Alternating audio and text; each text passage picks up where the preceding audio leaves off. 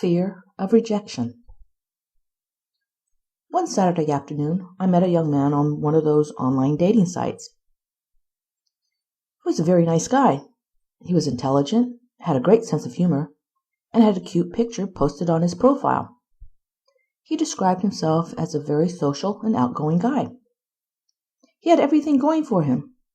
Yet, there he was, sitting in his house on a Saturday afternoon, alone, with nothing to do and no one to do it with.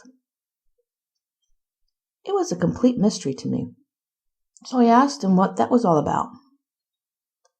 He summed it up this way. He stays away from girls he likes and wants to connect with because he's afraid of being rejected. He only talks to girls he's not attracted to, but by doing that, he's always disappointed and never achieves the connection he desires. And that's how he has everything going for him and ends up sitting in his house on a Saturday afternoon, alone, with nothing to do and no one to do it with. I'm still way behind on this one because I waited so long to start working on it. And it's so hard for me to defend against this. I know I haven't gotten back half of what I've lost over the years simply by allowing fear of rejection to rule my life. It doesn't matter what our age is. At some point or another, we all meet up with fear of rejection. Its power comes from the human need to be accepted, recognized, and affirmed by others so we can feel good about ourselves. It's natural. It's part of life.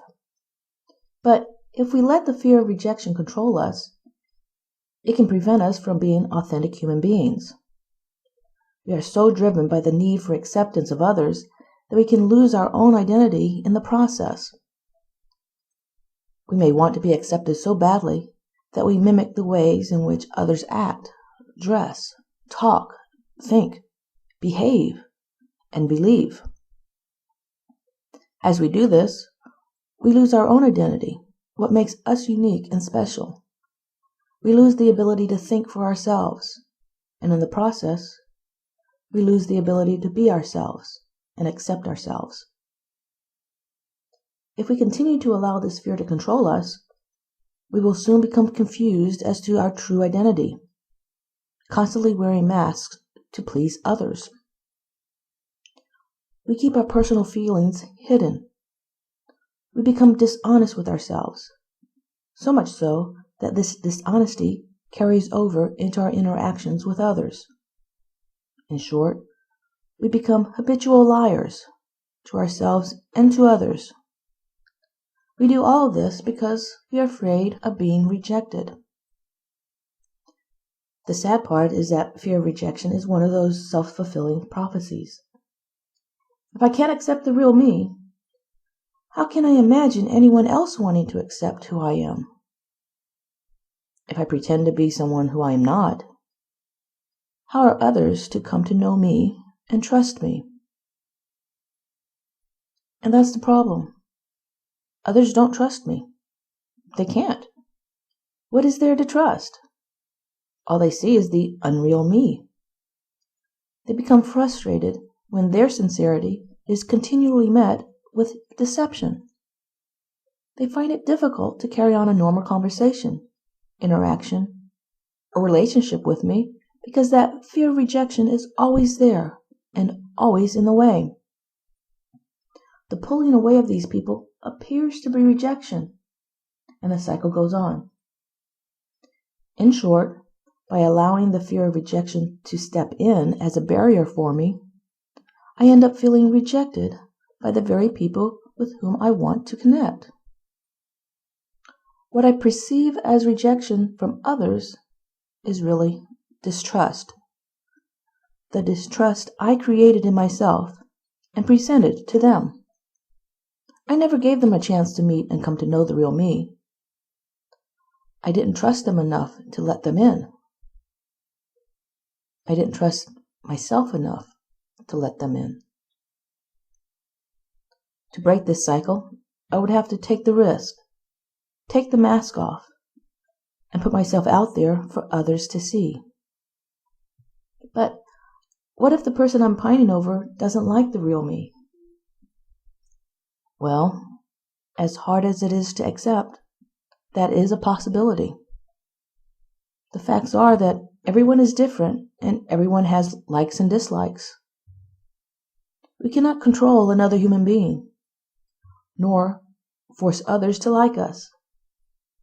Therefore, it is logical that I am not going to be liked by everyone, nor will I like everyone. There are some people I will only be able to tolerate, and on some days I won't even manage that, and vice versa. It's a law of human nature that cannot be changed. It is what it is, no more and no less. I felt better once I accepted that unchangeable law, and what other option did I have but to accept it? Coming to terms with this law of unattraction allowed me to walk through that fear of rejection that had always prevented me from going forward.